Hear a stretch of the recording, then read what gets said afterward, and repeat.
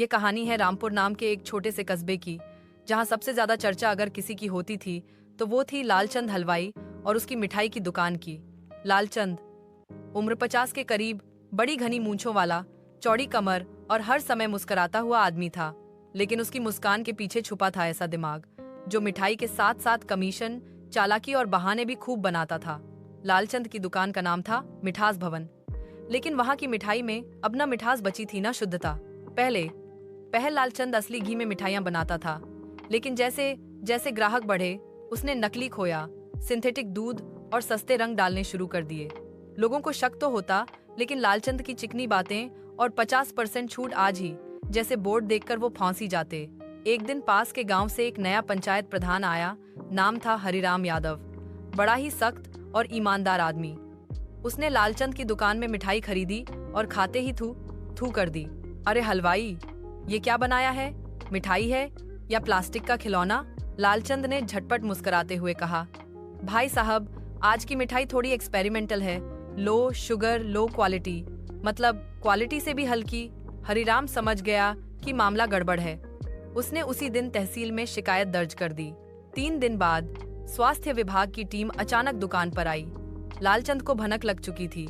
जब अधिकारी आए तो दुकान में एक बूढ़ा हलवाई बैठा था जो नकली खोया छुपा चुका था और असली दूध की बाल्टी सामने रखी थी। अधिकारी ने पूछा, लालचंद कौन है? बूढ़ा बोला, मालिक खेत चला गया है, हम तो बस मजदूर हैं। इसी बीच पीछे से लालचंद झोला लेकर अंदर आया और मासूमियत से बोला, अरे साहब, आप कब आए? लो, खुद के घर की बनी मिठाई खाओ। अधिकारियों को मिठाई खिला दी, बातों में उलझा दिया और सब कागजी काम सही करके उन्हें चलता कर दिया। रामपुर में बात फैल गई कि लालचंद कितना चालाक है। अफसरों को भी बेवकूफ बना दिया। अब लोग उसे नकली मिठाई का राजा कहने लगे। लेकिन लालचंद के लिए इससे अच्छा प्रचार कुछ नहीं था।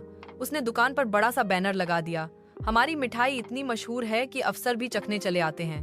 कुछ हफ्तों बाद एक काला कोट पहने शांत व्यक्ति दुकान में आया। उसने कहा, भैया 2 किलो बर्फी दे दो और थोड़ी पैकिंग अच्छे से करना, मेरी बेटी की शादी है। लालचंद ने मुस्कुराते हुए झटपट मिठाई तौल दी और वही पुरानी मिलावटी बर्फी पैक कर दी। ग्राहक चला गया। 2 दिन बाद रामपुर के अखबार में एक बड़ी खबर छपी, आईएएस अधिकारी की बेटी की शादी में बंटी नकली मिठाई, 5 लोग बीमार, मिठाई वाले पर केस दर्ज। पता चला कि वो शांत आदमी कोई आम ग्राहक नहीं था, बल्कि डीएम ऑफिस में कार्यरत अधिकारी था। उसे पहले से लालचंद की शिकायतें मिल रही थीं, इसीलिए वो खुद जांच करने आया था। अब लालचंद पर खाद्य अपमिश्रण अधिनियम, उपभोक्ता संरक्षण अधिनियम और ऊपर से धोखाधड़ी का केस लग गया।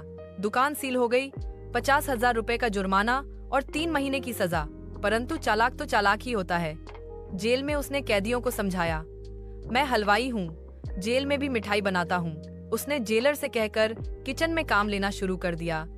इस बार उसने असली सामग्री से मिठाई बनाई, क्योंकि वहाँ मुनाफा नहीं, सिर्फ इज्जत चाहिए थी। धीरे धीरे उसकी मिठाई वहाँ इतनी प्रसिद्ध हुई कि जेलर ने कहा, काश तुम बाहर भी ऐसे ही बनाते। 3 महीने बाद जब वह जेल से निकला तो उसका झूठा साम्राज्य खत्म हो चुका था। दुकान की जगह अब एक दूसरी मिठाई की दुकान खुल गई थी, सच्ची मिठास। लेकिन लालचंद ने हार नहीं मानी। उसने खुद की दुकान दोबारा खोली, इस बार असली सामग्री के साथ, बिना मिलावट। धीरे धीरे लोग वापस आने लगे, क्योंकि अब उसका नाम चालाक मिठाई वाला नहीं, बल्कि सुधरा हुआ हलवाई हो गया था।